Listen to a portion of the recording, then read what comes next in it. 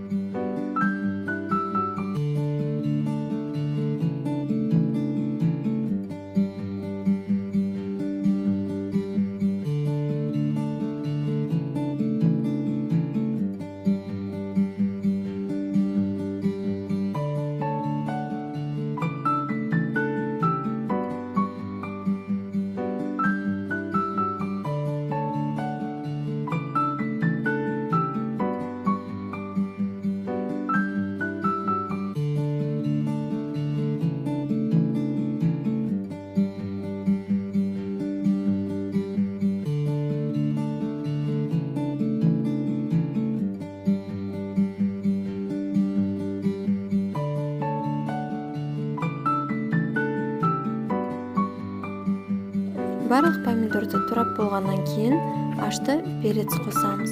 Мен 2 штук қостым. Егер сіздер ашты болғанын қаласаңыздар салаттың, одан да көп ашты перец қоссаңыздар болады.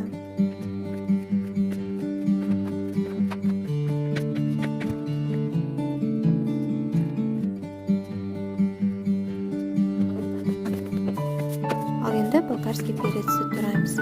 4 бөлікке бөліп, майдалап турап шықтым. Қызыл түстісін қоссаңыздар, көк помидорымыз жасыл болғандықтан қызыл түстісі әдемі көрінеді. Укроп пен петрушканы жуып, майдалап турап салатымызға қосамыз.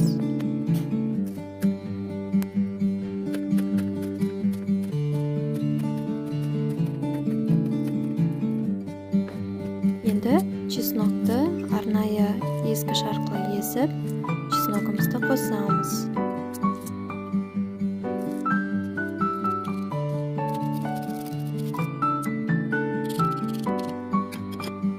Салатқа 1 штук сәбізді майда теркадан өткізіп қосып шықтым. Егер сіздер қаласаңыздар, сәбіз қоссаңыздар да, қоспасаңыздар да болады.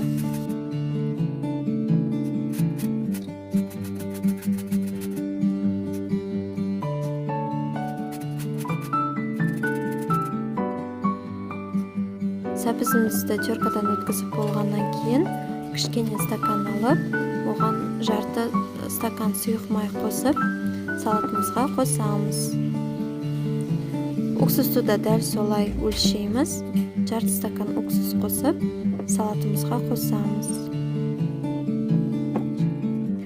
Салатқа 3 чай қасық тұз және 2 чай қасық қант қосқан болатынмын.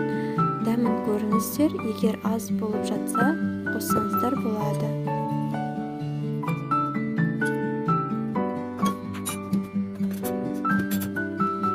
қосып болғаннан кейін барлығын жақсылап араластырамыз.